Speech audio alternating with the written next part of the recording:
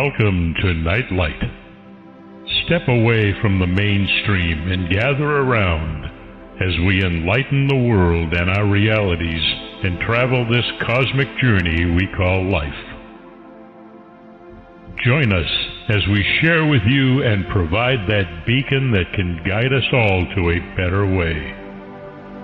Explore with us as we examine a metaphysical montage of spiritual insights, covering everything from the mundane to the magical, UFOs to unicorns, and everything in between.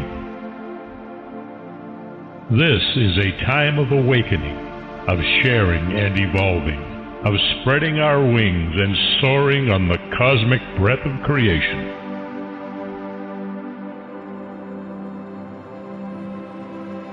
Come and join with other light-minded spirits as we weave our lights together to seek understanding, enlightenment, and with a little luck, some wisdom. This is Nightlight, a reminder that you are never alone.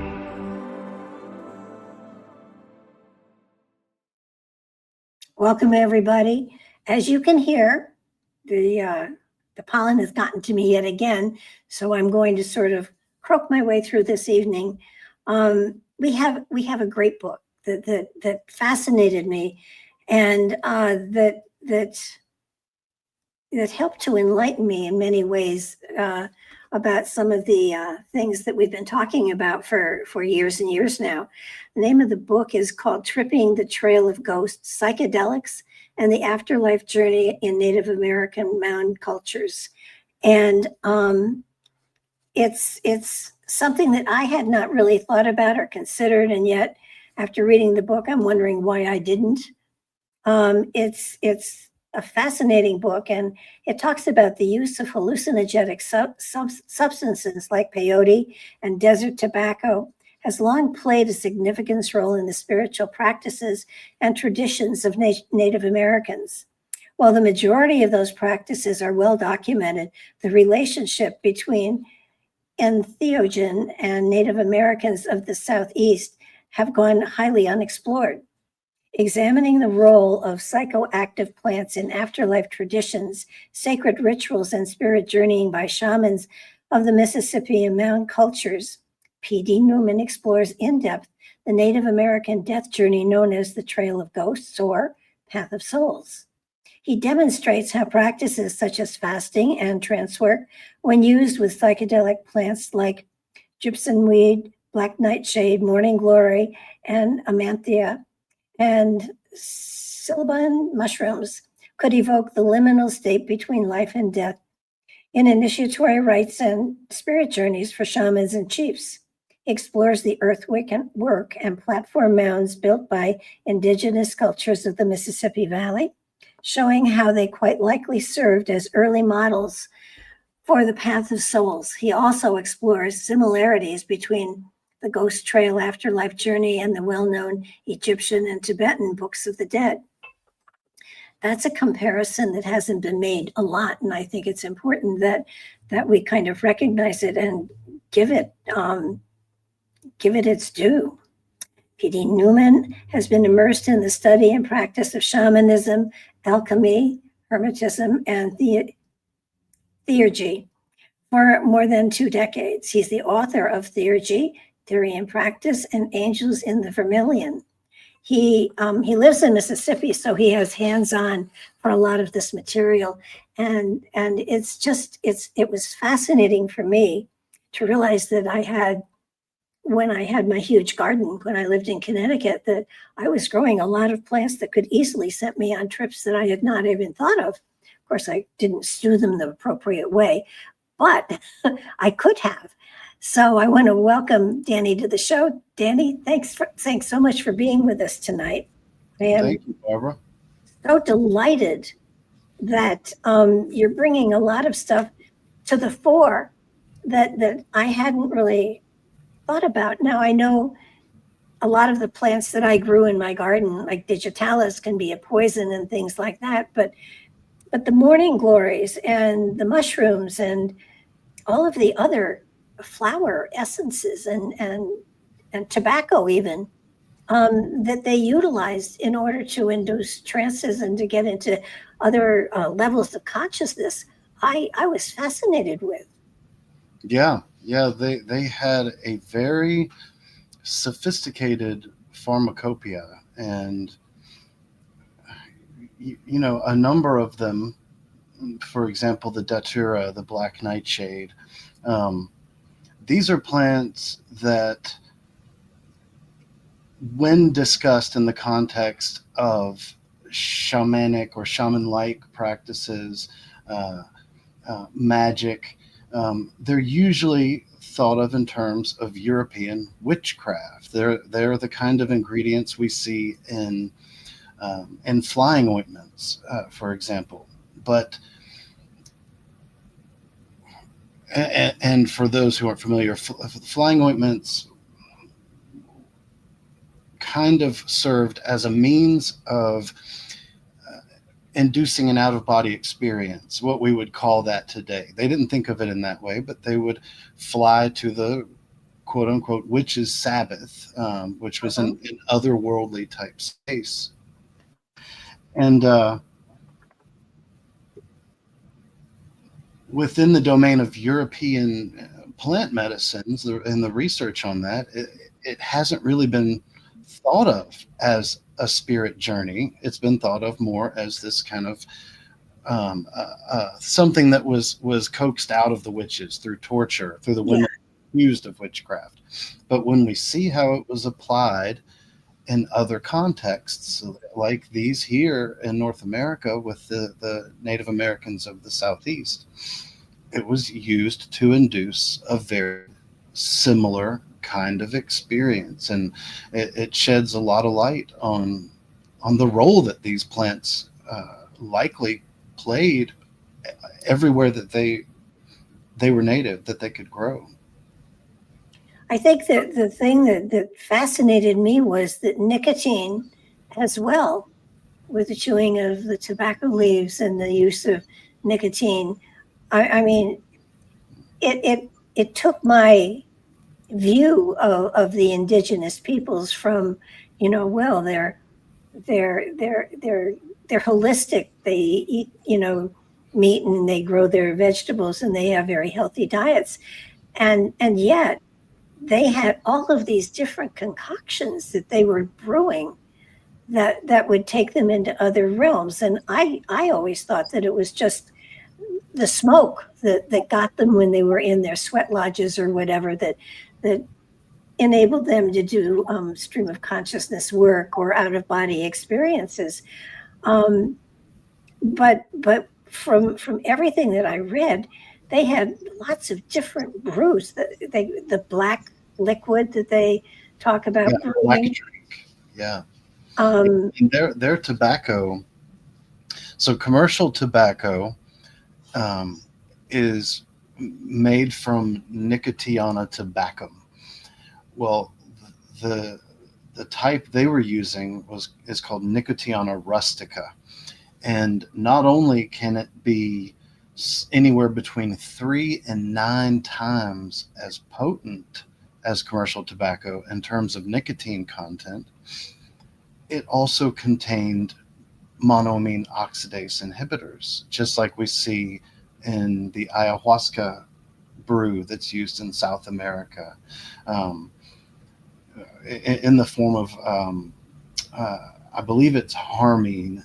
It may be harmaline, but either way, it's one of those harmala-related alkaloids. So when you combine the two, the tobacco with the MAOI, there's an entourage effect. They synergize, and it increases its potential for shamanic out-of-body type experiences all the more.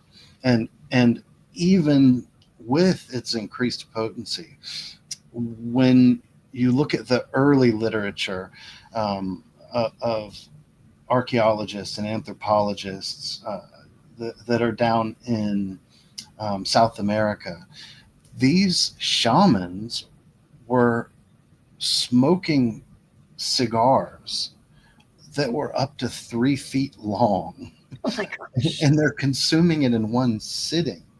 Now, when I first started on this research, I've always had an aversion to tobacco, largely because I grew up with asthma. I never smoked tobacco at all. You know, I was around it, but I never had any experience with it. And I was already kind of perturbed by the idea that something so common, you know, you look around and people are smoking all the time. How can it be that effective in terms of inducing those types of experiences when clearly the guy smoking on the corner isn't having an out-of-body experience, isn't Yeah. going through these types of experiences?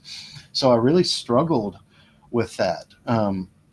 But the way they're using it and the amounts that they're using, and also in conjunction with other trance-inducing techniques,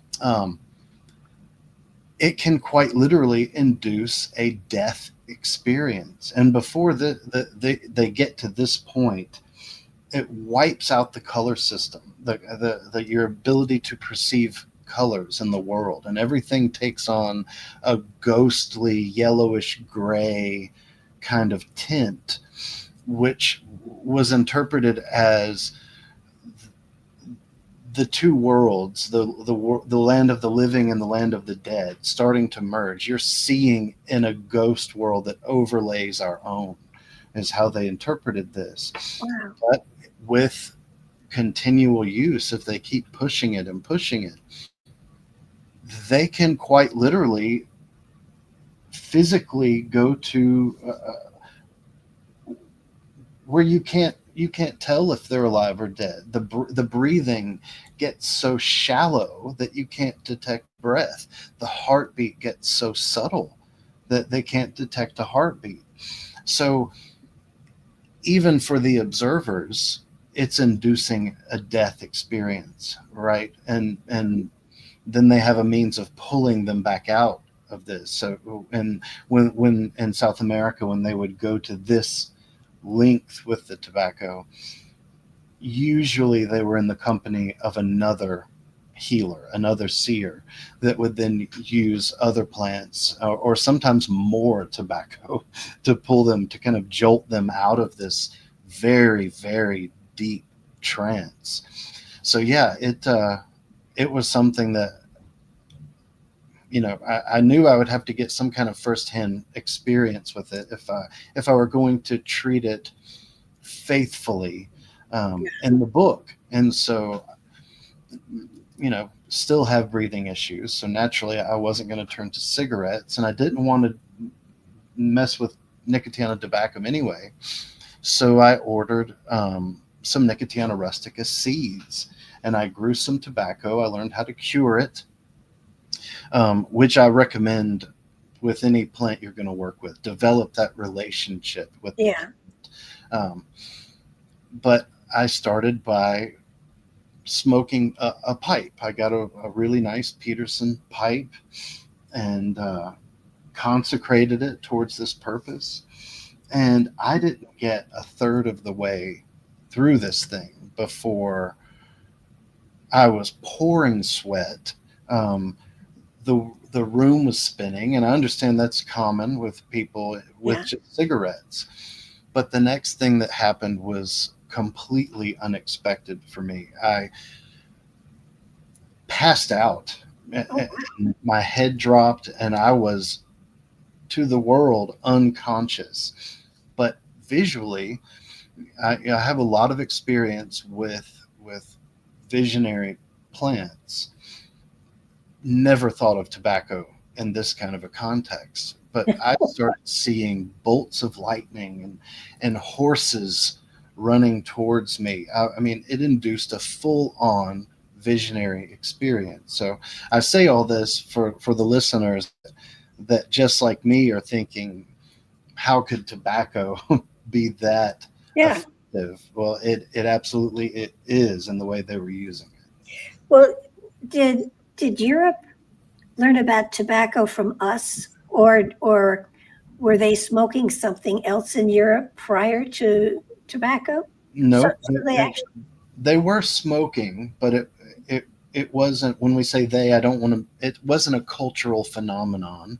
You know, you might have the occasional healer who was aware of herbs that could be smoked. And the evidence shows that when they were doing this, it was usually more in the context of a fumigation, right? Where they would burn it almost like we burn an incense, and they would do it in an enclosed space or in a tent or under a cloth. So they were smoking, but it wasn't until Columbus came and brought tobacco back to Europe, and then it spread like wildfire. Everybody absolutely loved it. You know, somehow you don't think about the old world getting something new from the new world, really. You know, they were here to bring us to Christ and stuff. But the thought that the hallucinogenics were there, and of course the peyote probably wasn't over there either. The peyote, what you mentioned, the role of morning glory. The natives were using the seeds for their hallucinogenic potential because they contain lysergic acid amides, which is a precursor and close cousin to lysergic acid diethylamide, or LSD. But in Europe, at one time, the root of a certain species of morning glory, which is the particular species escapes me, but it'll come to me in a minute. But it was so effective for treating digestive and gastric problems that at one time it was the most imported plant in the world, and that came from their contact with the Americans. All morning glory species originate in Central America, and were brought north and to Europe. But yeah, that was from here too. You're right. You don't really consider things moving in that direction. We usually, when we think about history, we think about it all coming over on the Mayflower, Yeah, I think one of the I can't remember exactly where it was in your book, but there is were places where on the rock art they had symbols for the different plants, and beneath where the symbols were those plants actually growing. That's right. Yeah, this was a surprise to me, and this wasn't in the case of the southeastern natives. And when I say southeast, I mean of the entire continent. So when we say southeast, this is inclusive of Canada. And so if for example I mentioned that the Mississippians were in Wisconsin, which is very far north for us in North America. But when you think of it in terms of the entire continent, we're talking about the southeastern portion. So basically, everything east of the Mississippi River is inclusive here, almost everything. Once we get up into New England, above New England, it kind of peters out. Shoot, why did I get it? What did you say? What was your question? The rock art with yeah. So this was in the case of the southwestern natives, not the southeast, but a very dear friend and brother Mason, Jamie Paul Lamb, brilliant author, probably the most talented astrologer in the country. I was visiting with him at his home in Phoenix, Arizona, and he knew that I was researching Native American practices and art, and he had mentioned to me that there was a petroglyph park nearby. It was probably a 40-minute drive, and he wanted to take me. And so we got there. I mean, it's in the desert, and there are these massive jagged rocks, and they are covered in these petroglyphs. And as I'm looking at them, I'm a plant geek, so I'm looking at all the plant life around there too. And I saw datura, and I thought, wow, there's datura growing out here. And I told Jamie, I said, they were using this in a ritual context, usually in conjunction with tobacco. And the minute I got tobacco out of my mouth, I looked down and there's a Nicotiana obtusifolia tobacco plant growing. And I said, these are the two main plants. What are the odds that they'd be growing, right here? And then I started noticing that underneath every glyph was either the datura or the tobacco or both. And I said to Jamie, I said, they must just grow wild out here, huh? And he said, I don't think so. I've never seen these plants. And so we started, it's 11 acres, the whole park, and the rock art is only in one small section. So we just started kind of working a spiral and looking for other specimens. We couldn't find a single one.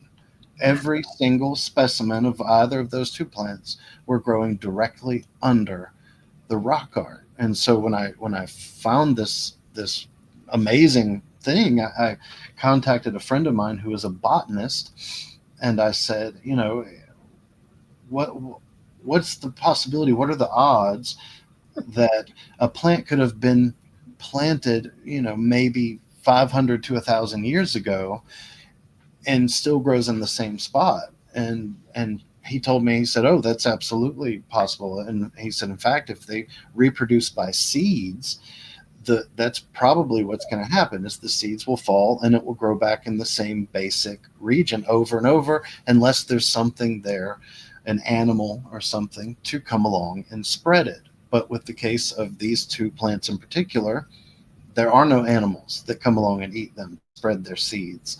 So they were likely cultivated by the Native Americans and were still there today. Remarkable to me. So let's take this to the mounds, because we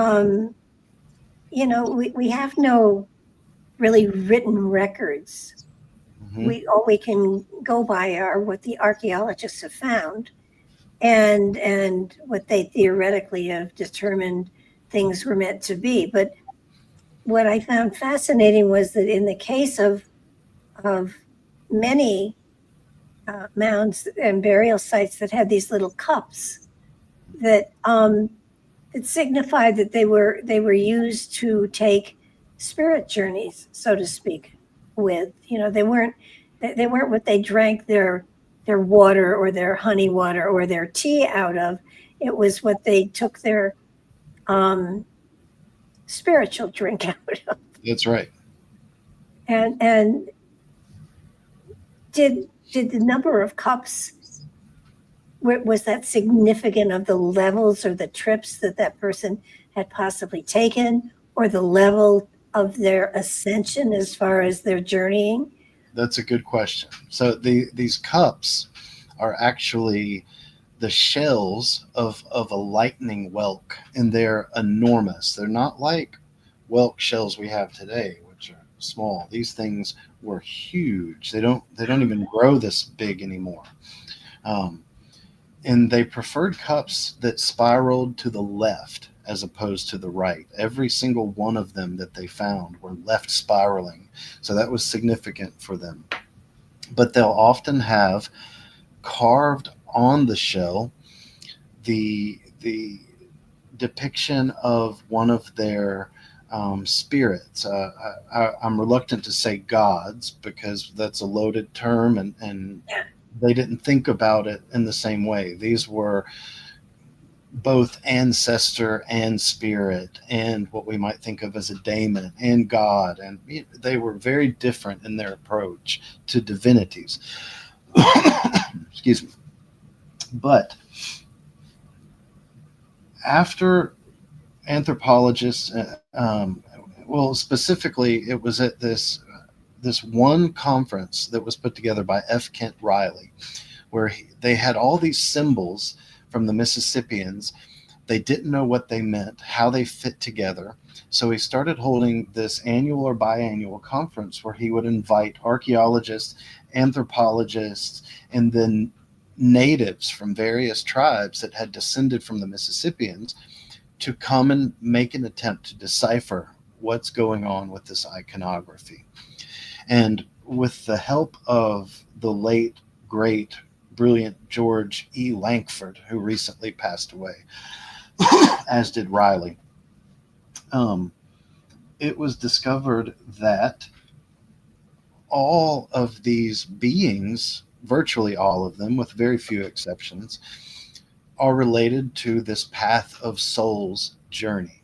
And the path of souls is also known as the Trail of Ghosts, the Road of the Dead.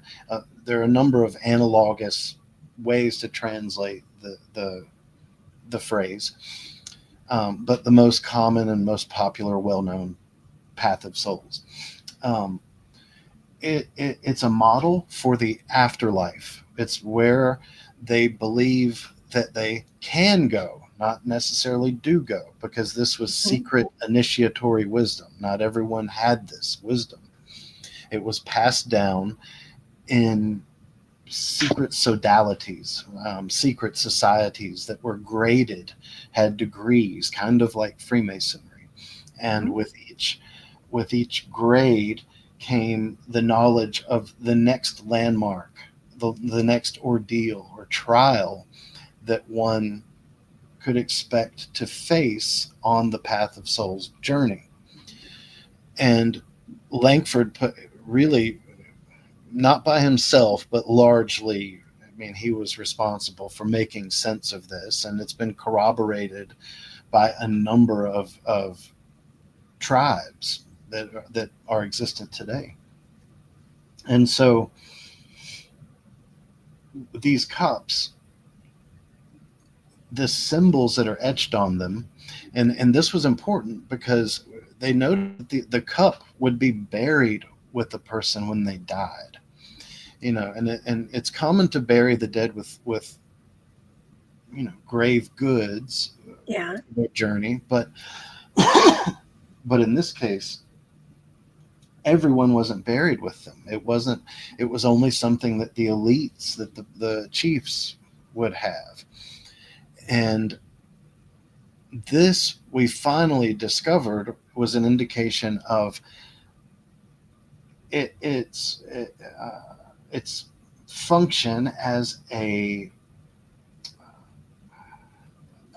don't want to say status symbol, but it represented their identity in that it reflected their level of knowledge within that initiatory hierarchic structure that represented this afterlife model. Now, when they taught this in these rituals and in this kind of degree structure, number one, the mounds themselves and the placement of them came to represent a virtual ground, a virtual template that reflected the landmarks in the path of souls, in the afterlife.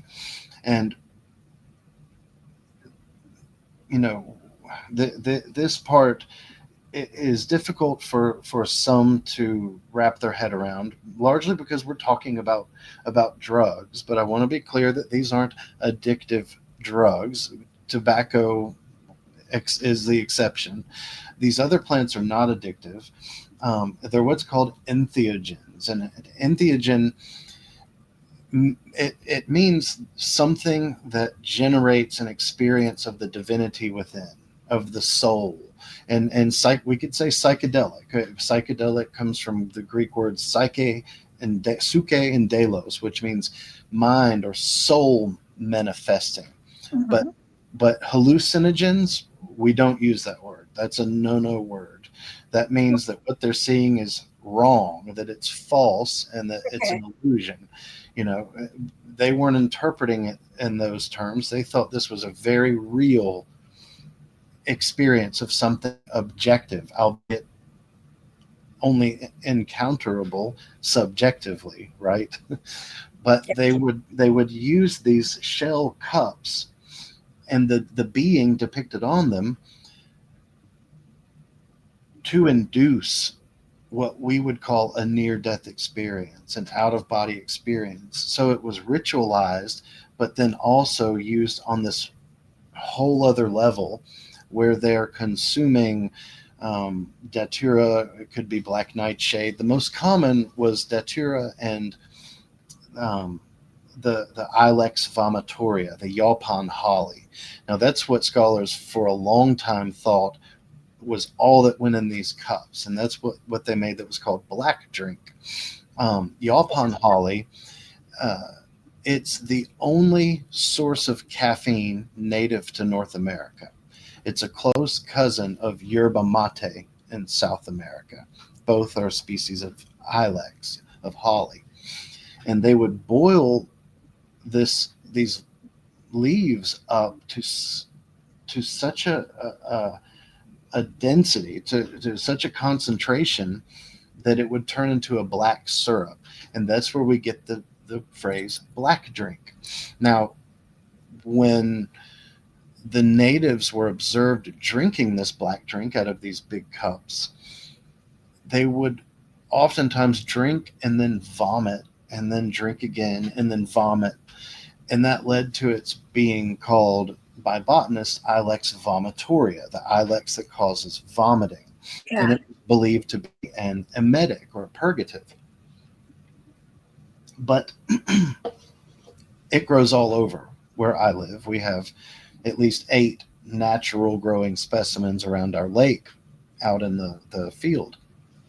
And so I thought, well, I'm gonna put it to the test, because I knew that before coffee was brought over here, that the colonists that lived in the South, they would drink the ilex. That was how they got their morning caffeine before coffee was ever a thing here. So if they're able to drink it before they go work in the field for 8 hours, Yeah. it can't be that emetic. So I was really like, what is it? Is it emetic or isn't? So I started roasting the leaves and brewing it up and drinking it and making it more concentrated and drinking more amounts. I would get jittery, but at no point did I experience nausea or vomiting.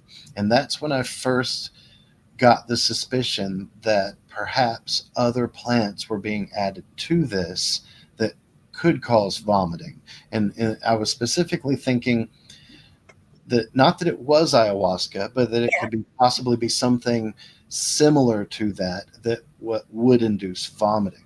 So I say all that to say that these cups, they're drinking this substance to propel them into the domain of the spirit or deity that's depicted on the cup. So the pharmacopoeia they had, it wasn't like, oh, let's combine these plants and get an experience.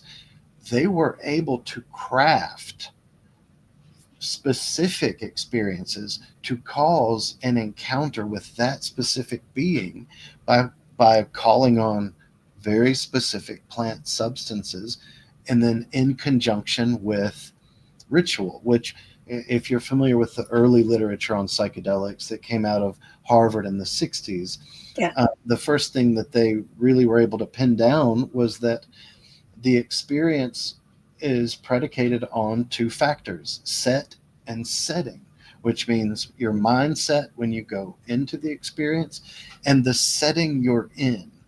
What's going on around you? Who are the people around you? Are you inside? Are you outside? The colors in the room, the music that's playing, all of these things can craft your experience. And they were very aware of this. And if you think about it, all set and setting is the clinical rediscovery of ritual, so effective ritual. So they are putting things in the perspective of the individual and crafting a potion to induce a very specific experience. And those came to represent not just their status in the tribe and in the but their very identity. This was more than pride, a sense of pride of I've attained this. They really, in a way, became it. They were much more aware of how much what they do defines who they are and what they are. Where we've in meta modern times have really lost touch with that in a big way. We're able to go and work at the pizza shop or lay concrete. We don't see our jobs as defining us. We're separate from that, but they didn't think that way. It sort of boggles your mind in looking at what they came up with and then realizing the trials and failures along the way to get to the point that it would take you to whatever it was you were seeking. That's a good point. You're talking about, in some cases, plants that are poisonous.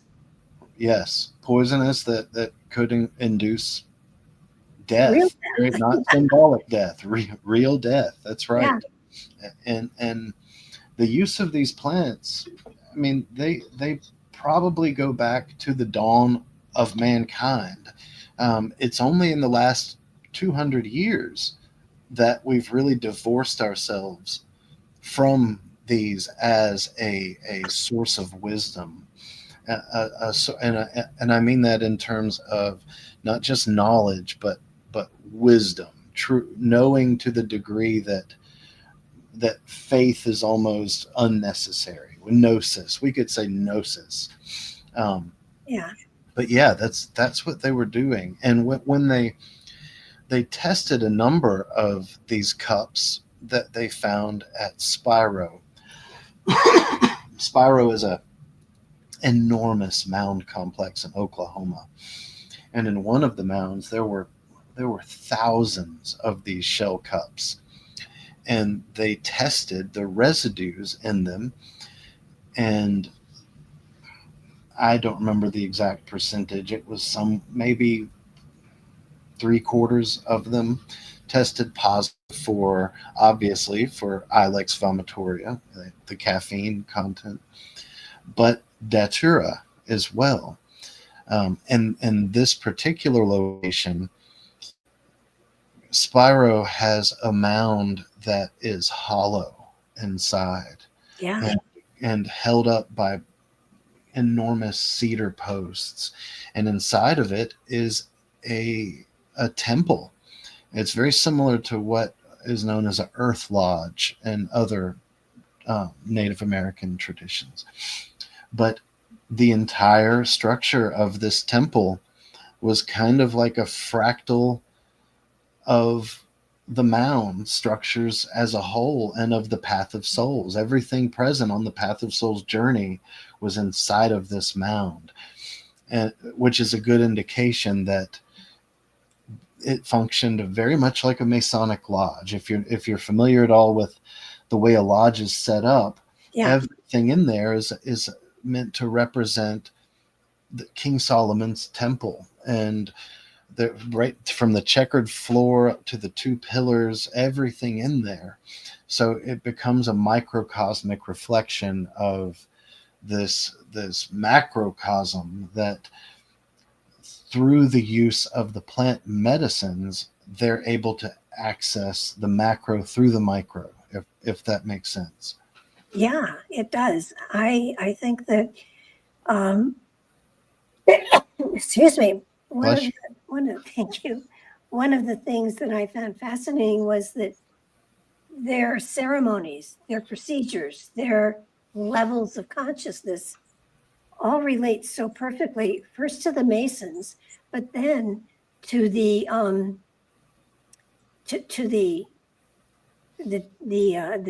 Egyptian, Book of the Dead. Yes. Book of the Dead.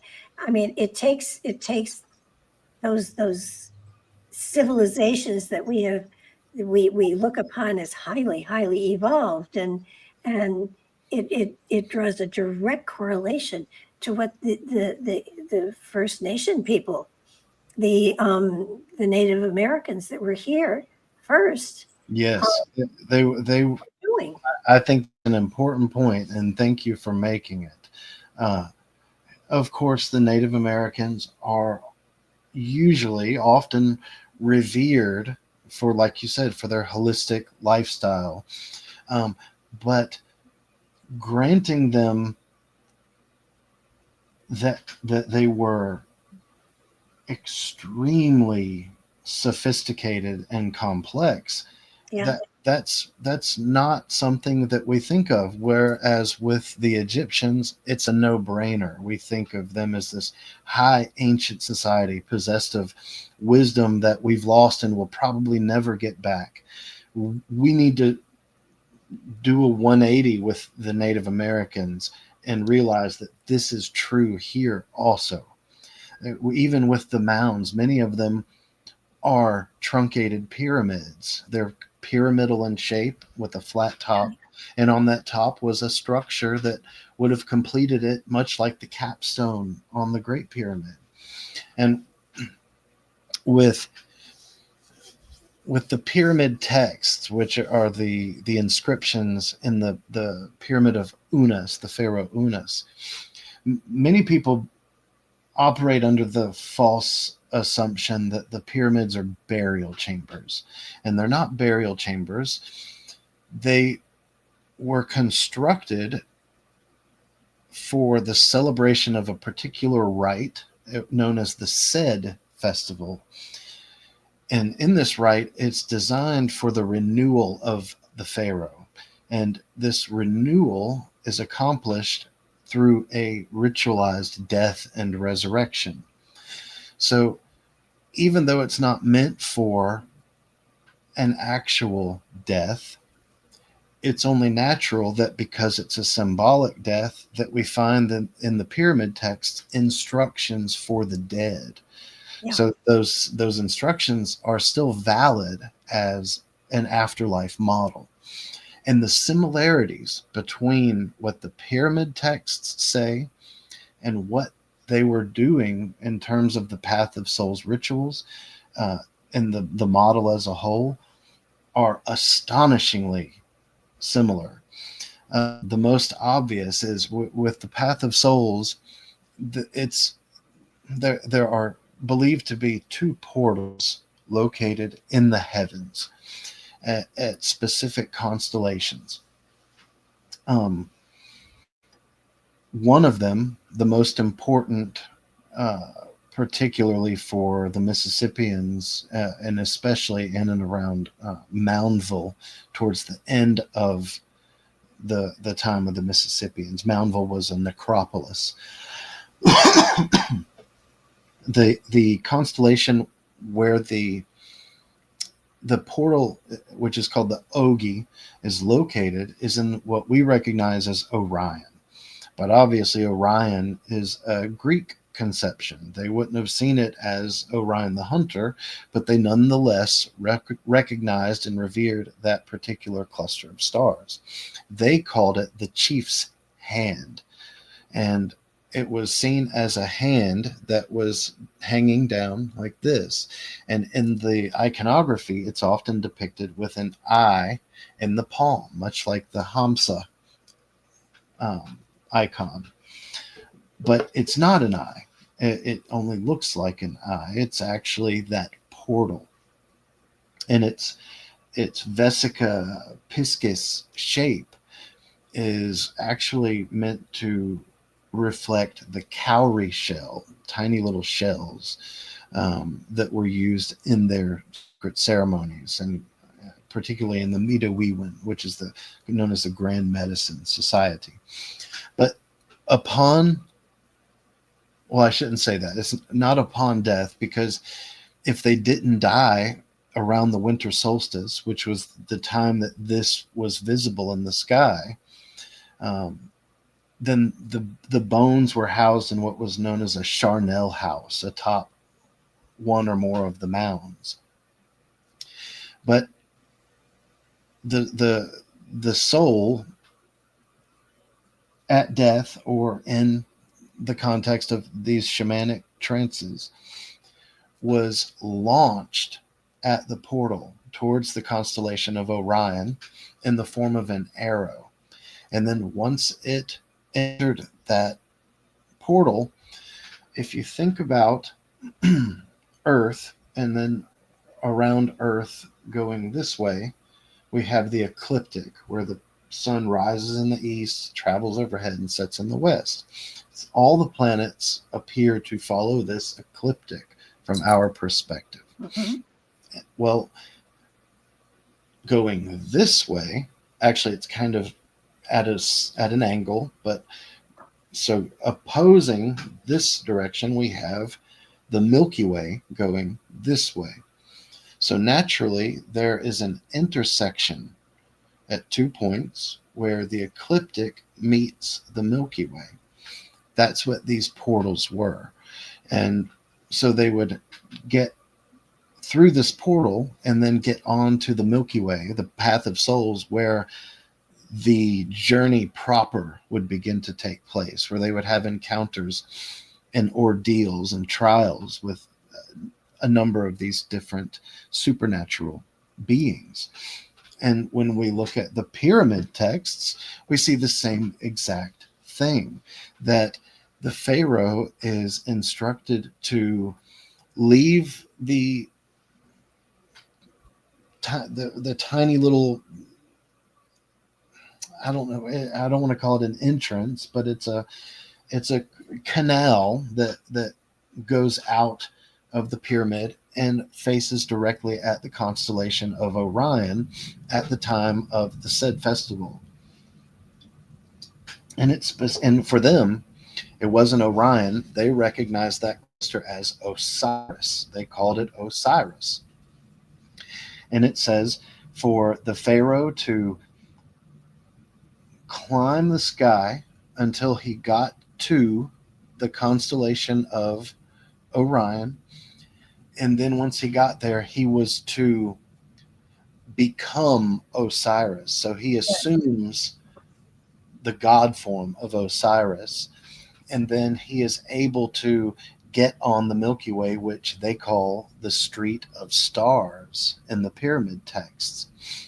So it's the same model. And we know of no communication between them and the Egyptians, right? Something that I have found very fascinating is the fact that the spiral is constantly there.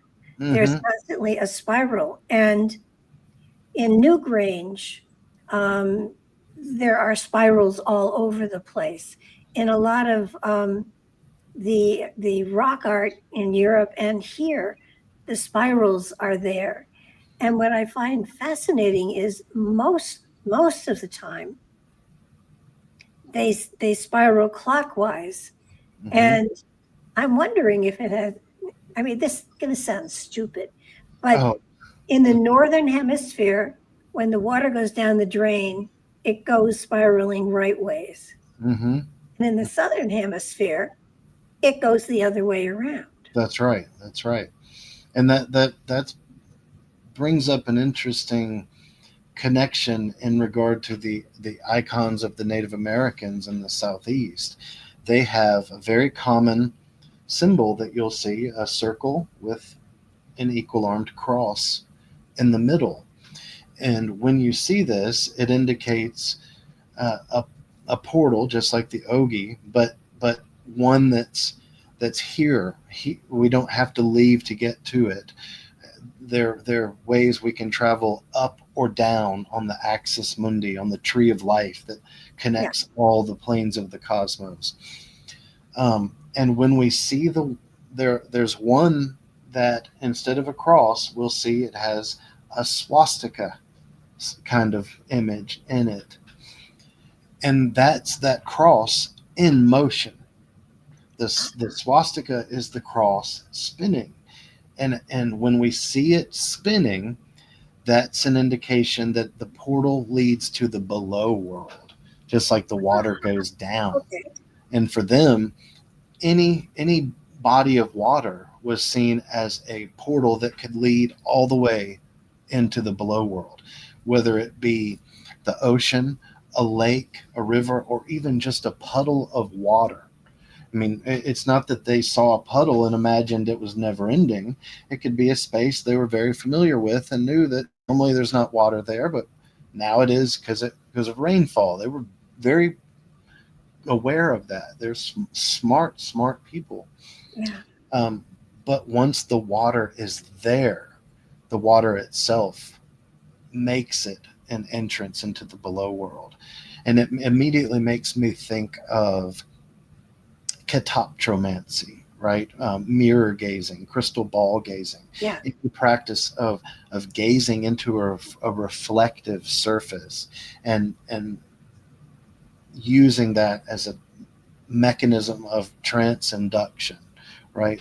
Yeah. Great point. Yeah. No, I just noticed our time. We could go on forever here. We sure could. We could do a part 2 at some time if you want to. I think that would be great. I would look forward to that. I think that I want to remind people the name of the book is Tripping the Trail of Ghosts, Psychedelics, and the Afterlife Journey of the Native American Mound Cultures. And there's so much material we didn't get into that I think a part 2 is definitely called for. But I want to thank you so much for spending your time and your energy.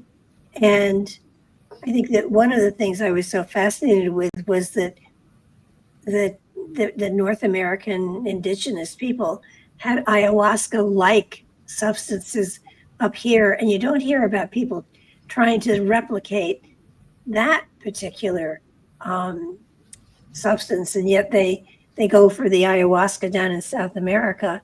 And I would imagine they're probably very similar experiences. I don't want to have either of them, but they are, and that's one of, in my own perception of the book and what I was able to accomplish with it.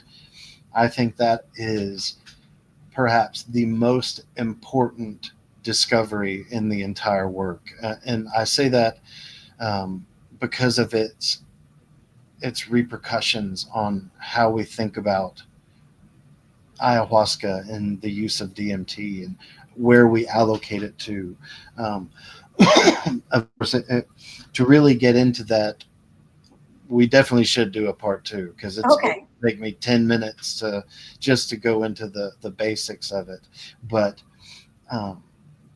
yes, that we had here in North America an ayahuasca analog that was being used in the exact, I will say it, the exact same ways as ayahuasca, because we know from a number of reports that the shamans were intentionally drinking ayahuasca in South America to get on the Milky Way. They said it outright. So yes, as hard to believe as that may be for some of you listeners who know your history and you know ayahuasca. Yeah, we had it here. Got something to tell you. Yeah. I just, it's fascinating. And I think that great respect has to be paid to the indigenous people, because they had a lot of different ways of getting to higher consciousness, for sure. That's right. Advanced, brilliant, and lovely people. Thank you so much for being here tonight with us. And don't go anywhere. I'm going to play our exit, and we will have to talk about your coming back again. Let's do it. Thank you for having me. My pleasure. Totally.